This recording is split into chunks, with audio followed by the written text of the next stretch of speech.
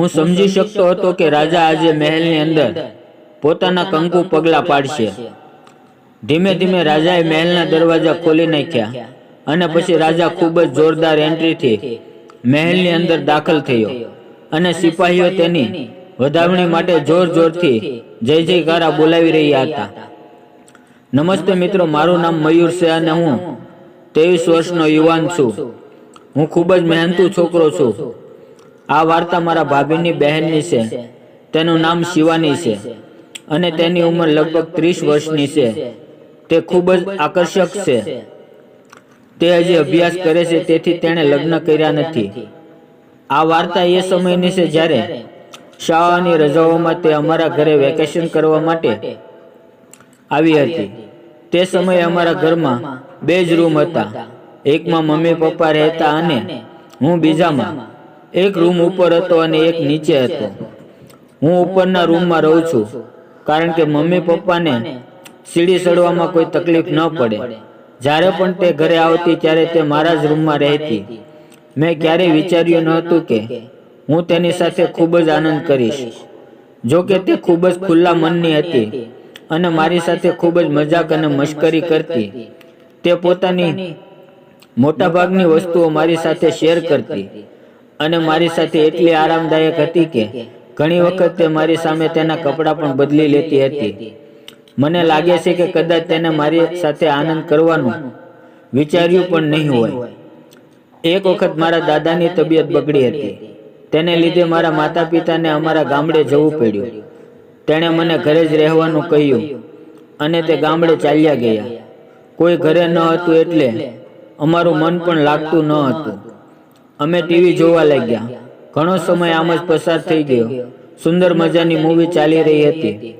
અચાનક તેમાં action scene દેખાયો અને તે હીરો હિરોઈન ફાઇટ કરવા લાગ્યા। આ બધું જોઈને શિવાનીને તેના બોયફ્રેન્ડની યાદ આવી રહી હતી। તે બહાર ગઈ અને તેના બોયફ્રેન્ડને ફોન લગાડી અને વાત કરવા લાગી। હું આરામથી ટીવી જોઈ રહ્યો હતો। તે લાંબો સમય સુધી વાત કરતી રહી। હવે રાત્રિના 10 વાગી ગયા હતા અને મને નીંદર પણ આવતી હતી। મેં શિવાનીને કહ્યું, હું સૂવા જાઉં છું। તેણે મને હા પાડી। હું ઉપર જવા લાગ્યો કે તેણે બૂમ પાડી, ઊભો રહે, હું પણ આવું છું। પછી અમે બંને રૂમમાં આવ્યા। હું બેડ પર સૂવા લાગ્યો, પરંતુ તે પોતાના ફ્રેન્ડ સાથે ફોન પર વાત કરી રહી હતી। રાત્રિના 2 વાગ્યાની આસપાસ મને અચાનક અવાજ સંભળાયો। શિવાની ફોન ઉપર ફિલ્મ જોઈ રહી હતી। મારી આંખ ખુલી ગઈ હતી, પણ હું જાગ્યો ન હતો। થોડી વાર પછી હું તેનો અવાજ સાંભળવા લાગ્યો। હું મારા કાન ખુલ્લા રાખીને અનુમાન લગાવી રહ્યો હતો કે શું થઈ રહ્યું છે। તેની પીઠ મારા તરફ હતી, જેથી મને કશું દેખાતું ન હતું। મેં થોડી વાર ધ્યાનથી સાંભળ્યું તો ખબર પડી કે આ ફોનનો અવાજ નથી, પણ તે શિવાનીનો અવાજ હતો। તે કદાચ ડાબલી ખખડાવી રહ્યા છે। હું તેમ જ સૂઈ રહ્યો। મારા હાથ પગ ધ્રુજી રહ્યા હતા। હું હલી શકતો ન હતો। જો હું પડખું ફરું તો તેને ખબર પડી જશે। પછી મને ક્યારેય ઊંઘ આવી ગઈ, તેનું મને ભાન જ ન રહ્યું। સવારે હું જાગ્યો તો શિવાની રસોડામાં કામ કરી રહી હતી। હવે મારા મગજમાં એક જ વાત રમી રહી હતી કે રાત્રે શું થયું હતું। મેં થેલામાંથી પિચકારી બહાર કાઢી અને બાથરૂમમાં જઈને પિચકારી આમથી તેમ ફેરવવા લાગ્યો। થોડી વારમાં પિચકારીમાંથી પાણી બહાર આવ્યું। ત્યાં અચાનક તેણે મને ચા માટે બોલાવ્યો। હું ફ્રેશ થઈ અને ચા પીવા માટે ગયો। શિવાની સ્નાન કરવા માટે બાથરૂમમાં ગઈ। થોડી વાર પછી તેનો જોરદાર અવાજ આવ્યો, મયુર, અહીં આવ। હું ગયો। મેં જોયું કે તે રૂમાલ બાંધીને ઊભી હતી। હું મારા નસીબ પર વિશ્વાસ કરી શકતો ન હતો કે મારું સપનું આટલું જલ્દી પૂરું થઈ જશે, પણ તેના ચહેરા પરનો ગુસ્સો મને સ્પષ્ટ દેખાતો હતો। તેણે જમીન તરફ ઇશારો કરીને કહ્યું, આ શું છે? મને યાદ પણ નહોતું કે મેં ફ્લોર સાફ નથી કર્યું। મારી બધી સામગ્રી ત્યાં પડી હતી। હું ગભરાઈને કહ્યું, મેં હમણાં જ મારું નાક પૂછ્યું છે। તે બોલવા લાગી, મારી સાથે જૂઠું ના બોલ। શું મને ખબર નથી પડતી કે આ શું છે? હું ગભરાઈ ગયો અને તેને કહેવા લાગ્યો, પ્લીઝ મમ્મી પપ્પાને કંઈ કહીશ નહીં।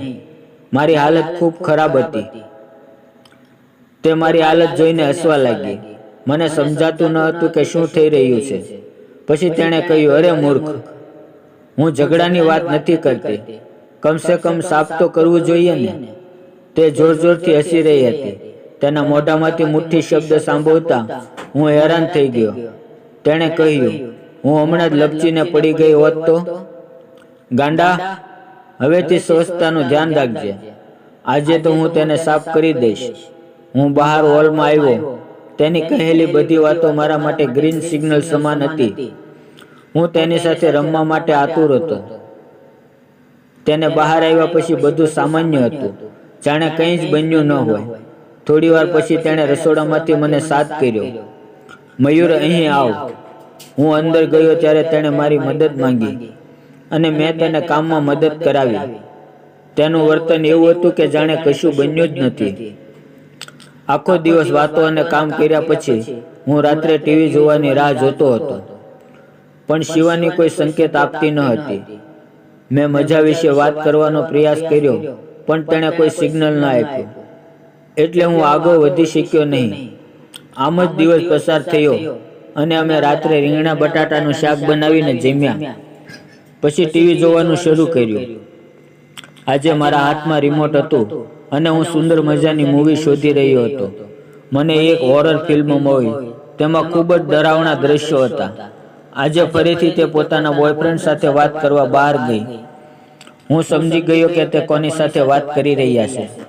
11 વાગ્યાની આસપાસ તેણે ફોન મૂકી દીધો અને મને કહ્યું, ચાલ હવે સૂઈ જઈએ.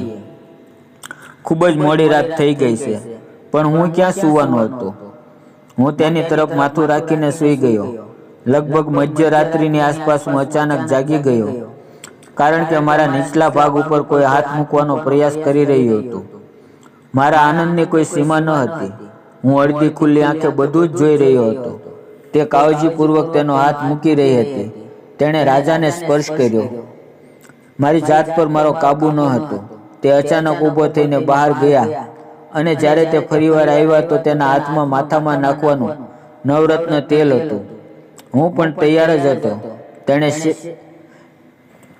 સહેજ નીચું કરીને રાજાના માથા ઉપર તેલ રેડવાનું શરૂ કર્યું. રાજા પોતાના મુંગટ અને વાવ સાથે ભીનો થઈ ગયો હતો. રાજા ખૂબ જ ખુશ હતો. હવે રાજા કોઈ પણ ભૂલ સહન કરી શકે તેમ ન હતો.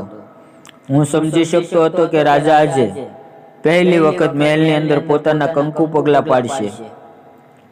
ધીમે ધીમે રાજાએ મહેલનો દરવાજો ખોલી નાખ્યો અને પછી રાજા ખૂબ જ જોરદાર એન્ટ્રીથી અંદર દાખલ થયો અને સિપાહીઓ તેની વધામણી માટે જોર જોરથી જયકારા બોલાવી રહ્યા હતા.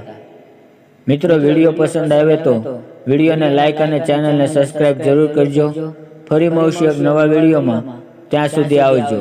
વિડીયો પૂરો જોવા બદલ તમારો ખૂબ ખૂબ ધન્યવાદ.